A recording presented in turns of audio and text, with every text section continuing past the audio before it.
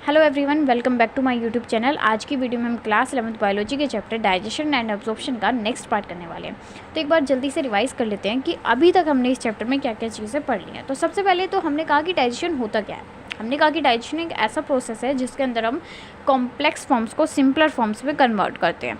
हमने कहा कि जो डाइजेशन का प्रोसेस होता है वो बायोकेमिकल भी होता है और मैकेनिकल भी होता है। बायोकेमिकल क्यों होता है? क्योंकि इस पूरे प्रोसेस में एंजाइम्स इन्वॉल्व होते हैं। और मैकेनिकल इसलिए कहा क्योंकि जो हमारा डाइजेशन का प्रोसेस होता है उसमें कंटिन्यूसली हमारे मसल्स की मूवमेंट होती रहती है।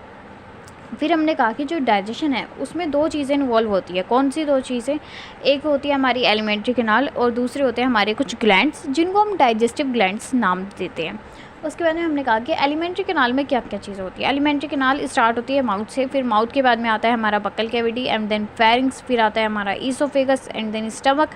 स्टमक के बाद में स्मॉल इंटेस्टाइन, स्मॉल इंटेस्टाइन के बाद में लार्ज इंटेस्टाइन, लार्ज इंटेस्टाइन के बाद में रेक्टम एंड देन एनस। ठीक है, तो जो हमारी एलिमेंट्री कैनाल है उसके अभी मैंने सिर्फ पार्ट्स बताए हैं, पार्ट्स के नाम बताए हैं कि ये पार्ट्स होते हैं। इनको हम एक एक करके अच्छे से डिटेल में पढ़ चुके हैं। तो अगर किसी ने वो वीडियोस नहीं देखी आप प्लीज़ देख लीजिए। उसके बाद में फिर हमने कहा कि अब ये बात हो गई थी एलिमेंट्री कैनाल के बारे में। हमने कहा कि कुछ ग्लैंड्स भी प्रेजेंट होते हैं जिनको हम कहते हैं डाइजेस्टिव ग्लैंड्स। डाइजेस्टिव ग्लैंड्स में से हमने कौन से ग्लैंड्स पढ़ लिए थे? हमने हमारे गैस्ट्रिक ग्लैंड्स पढ़ लिए थे और सलाइवरी ग्लैंड्स पढ़ लिए थे। तो यहाँ तक हमने कवर कर लिया है इस चैप्टर में। अगर किसी ने वो वीडियोस नहीं देखे हैं तो आप देख सकते हैं, प्लेलिस्ट बनी हुई है। क्योंकि ऑब्वियस है कि मैं वो चीज़ बार बार रिपीट नहीं कर पाऊँगी और आज तो फिर भी मैंने जल्दी से रिवाइज़ करवाया, लेकिन मैंने अभी तक जो भी वीडियोस बनाई है उसमें मैंने कम से कम 5 से 10 मिनट लेके हर एक चीज़ को रिवाइज़ करवाया। तो अब हम अपना नेक्स्ट टॉपिक स्टार्ट करते हैं। आज भी हमें हमारे डाइजेस्टिव ग्लैंड्स ही पढ़ने हैं और डाइजेस्टिव ग्लैंड्स में और भी ग्लैंड्स हैं उनको पढ़ते हैं। अब उसके बाद में हमने कहा कि हमने डाइजेस्टिव ग्लैंड्स में दो ग्लैंड्स कल पढ़ लिए थे। कौन कौन से थे? सलाइवरी ग्लैंड और हमारे गैस्ट्रिक ग्लैंड। अब हम पढ़ने वाले हैं इंटेस्टाइनल ग्लैंड। इंटेस्टाइनल ग्लैंड्स नाम से ही पता लग रहा है कि जो ग्लैंड्स इंटेस्टाइन में प्रेजेंट होंगे उनको हम कहेंगे इंटेस्टाइनल ग्लैंड। बस ठीक है। अब हम कह रहे हैं इंटेस्टाइनल ग्लैंड्स करते क्या है। जैसे कि हमने सलाइवरी ग्लैंड में देखा कि सलाइवा प्रोड्यूस करे, गैस्ट्रिक ग्लैंड से अलग अलग चीज़ें प्रोड्यूस हो रही थी। तो हम कहते हैं जो हमारा इंटेस्टाइनल ग्लैंड होता है ना वो प्रोड्यूस करता है सकस एंटेरिकस। अब सकस एंटेरिकस क्या होता है? सकस एंटेरिकस हमारा इंटेस्टाइन का जूस होता है। जैसे हमने पैनक्रियाटिक जूस वगैरह देखा था, वैसे उसी तरीके से सकस एंटेरिकस क्या होता है? इंटेस्टाइन का जूस होता है। जो सिंपली इंटेस्टाइनल जूस है हमारा सकस एंटेरिकस। बस यार, इंटेस्टाइनल जूस है, आप समझ रहे हो। जो इंटेस्टाइन जो भी कह सकते हैं जूस प्रोड्यूस कर रही है उसको हम इंटेस्टाइनल जूस कह रहे हैं और उस इंटेस्टाइनल जूस का नाम रख दिया हमने सकस एंटेरिकस। अब इस सकस एंटेरिकस के अंदर क्या क्या चीज़ें मिलती हैं हमें देखते हैं। हमने कहा कि सबसे पहले तो एल्कलाइन होता है, यानी कि बेसिक मीडियम होता है। और मैंने बताया था कि बेसिक मीडियम हम तब कहेंगे कि जब pH लेवल 7 से ज़्यादा होता है तो हम कहते हैं कि ये चीज़ बेसिक है। ठीक है, तो हम कहते हैं सकस एंटेरिकस भी बेसिक होता है।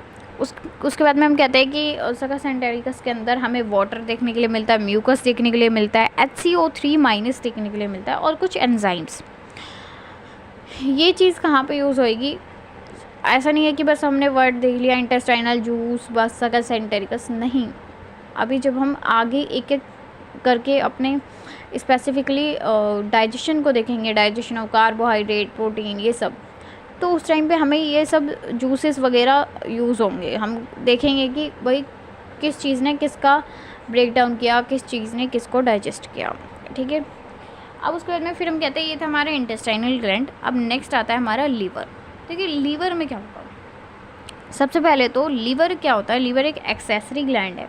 ठीक है, उसके बाद में हम कहते हैं लार्जेस्ट एक्सोक्राइन ग्लैंड होता है। लार्जेस्ट ग्लैंड है, ये चीज़ मैंने पहले भी बताई थी आपको कल। जो लीवर होता है ना, उस सभी जितने भी डाइजेस्टिव ग्लैंड्स हैं उन सब में हमारा लीवर सबसे बड़ा ग्लैंड है।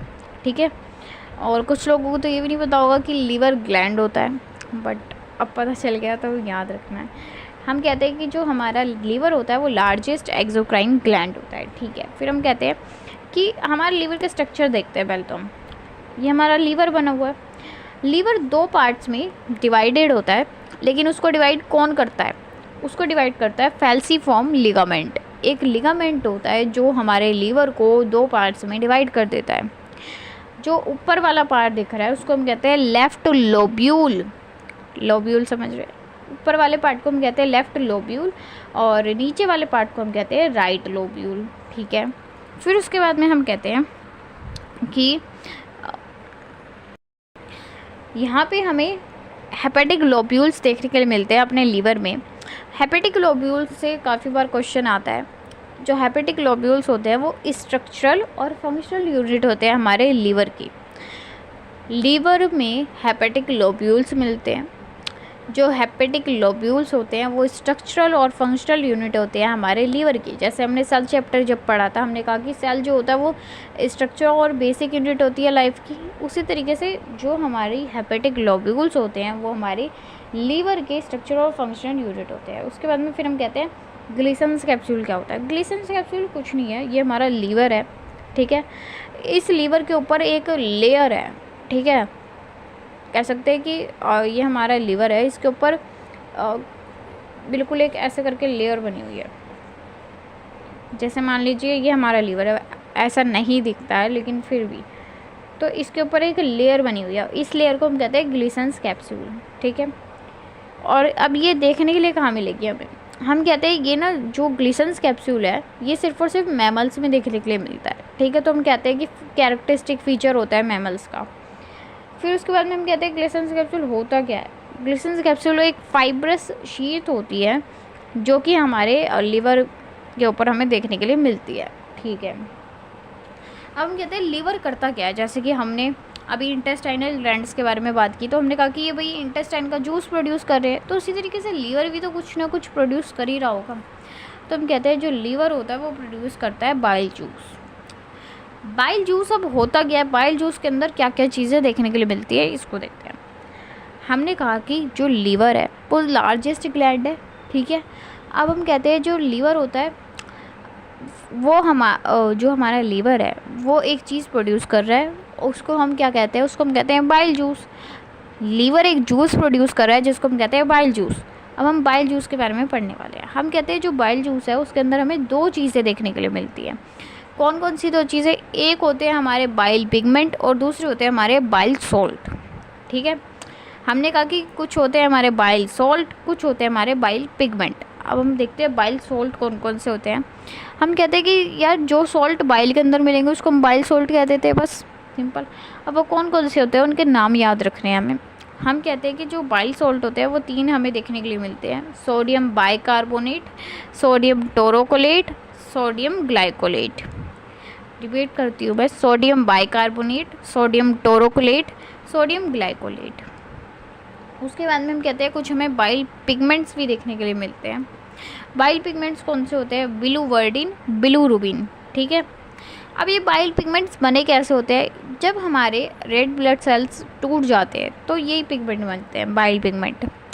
तो हम कहते हैं कि ब्रेक डाउन ऑफ आरबीसी से बनते हैं हमारे बाइल पिगमेंट्स। ठीक है, अब हम कह रहे हैं ये दोनों काम क्या करते हैं? ये कलर देते हैं हमारे यूरिन और फीसेस को। ठीक है, उसके बाद में फिर हम कहते हैं अपना, अब हमें पढ़ना है डक्ट सिस्टम। देखिए डक्ट सिस्टम हम नेक्स्ट वीडियो पे करेंगे क्योंकि इसमें बहुत कंसंट्रेशन चाहिए। और अभी आप इतना याद रखिए क्योंकि पता है डक्ट सिस्टम में क्या होगा कि यहाँ तक की चीज़ें याद होनी चाहिए। तो अभी आप जितना भी अभी तक पढ़ाया है, अगर किसी ने पहले वाली वीडियोस नहीं देखी है प्लीज़ जाकर वीडियोस देख लीजिए। नेक्स्ट वीडियो जब आए तो आपको सब कुछ आना चाहिए, तभी आपको डक्ट सिस्टम समझ में आएगा, नहीं तो नहीं आएगा। सो आज की वीडियो में हम इतना ही करेंगे। If you like the video then please press the like button and also share the video with your friends and yes, please subscribe the channel and thank you again.